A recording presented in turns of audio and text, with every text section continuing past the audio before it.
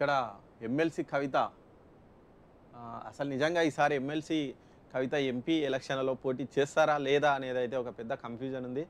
ఆమె అరవింద్ ఎక్కడ పోటీ చేస్తే అక్కడ ఖచ్చితంగా వెంటాడి వేటాడి ఓడిస్తా అన్నటువంటి కవిత నిజంగా ఈసారి నిజామాబాద్ నుంచి పోటీ చేస్తారా లేదా, ఆమెకు టికెట్ ఇస్తారా లేదా అన్న పొజిషన్కి వచ్చింది. కేసీఆర్ కూతురికి అలాంటి పొజిషన్ వచ్చింది.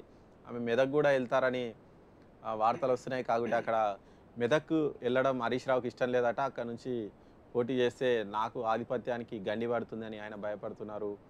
అక్కడ నుంచి అస్సలు ఒప్పుకునే పరిస్థితి లేదని వాళ్ళ ఇంటర్నల్ వార్ అవుతుందని ఈ నేపథ్యంలో ఎమ్మెల్సీ కవిత ఇంట్రెస్టింగ్ కామెంట్లు చేశారు. పార్లమెంట్ ఎన్నికల్లో మా పార్టీ అధ్యక్షుడు ఎక్కడి నుంచి పోటీ చేయమంటే అక్కడి నుంచి మేము పోటీ చేస్తా. ఈసారి అధికార పార్టీ అభ్యర్థులను ప్రకటించిన తర్వాత బీఆర్ఎస్ అభ్యర్థులను ప్రకటిస్తుంది.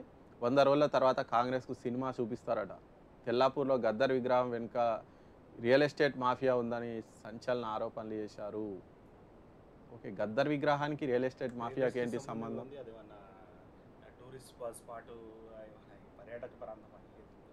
సో తను ఒక ఉద్యమకారునికి సరైన గుర్తింపు మీరు ఇవ్వలేదు. సో తన మరణాంతరం దానికి రియల్ ఎస్టేట్ మాఫియాకు ఆయన మరణాంతరం కాంగ్రెస్ గవర్నమెంట్ ఇస్తుంది. తెలంగాణ ఉద్యమకారుడు, తర్వాత ఆ రోజు నుంచి కూడా పేదల అభ్యున్నతి, బడుగు వర్గాల అభ్యున్నతి కోసం ఫైట్ చేసినట్టు విగ్రహానికి వాళ్ళు ప్లేస్ ఇచ్చింది. దాంట్లో గద్దర్ విగ్రహం వల్ల ఆడేమన్నా పెద్ద ట్యాంక్ బండ్ ఏర్పడుతుందా, లేదంటే పర్యాటకం ఎట్లయితుంది అన్నది మరి వాళ్ళకి తెలియాలి.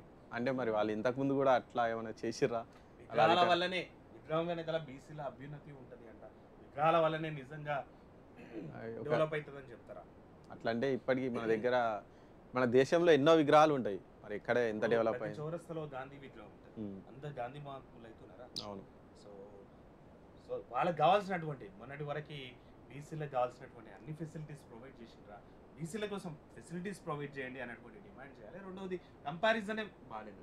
ఎందుకంటే గద్దర్ విగ్రహం ఏమో రియల్ ఎస్టేట్ అవుతుందంట. సరే, విగ్రహం పెట్టడం అని అయితే తప్పులేదు, పూల విగ్రహం పెట్టండి, బీసీల గౌరవం నిలబడుతుంది అని చెప్పడంలో తప్పులేదు. కానీ బీసీల అభ్యున్నతి అంశమా అది? సో అది మళ్ళీ గద్దర్ విగ్రహం పెడితే రియల్ ఎస్టేట్ మాఫియా అని అంట. రియల్ ఎస్టేట్ గద్దర్ విగ్రహం వల్ల ఎంత రియల్ ఎస్టేట్ పెరుగుతుంది? అదే ఇంకా దాంతోపాటు నేను మా అధ్యక్షుడు ఎక్కడ పోటీ చేయమంటే అక్కడ పోటీ చేస్తా అని అన్నారట.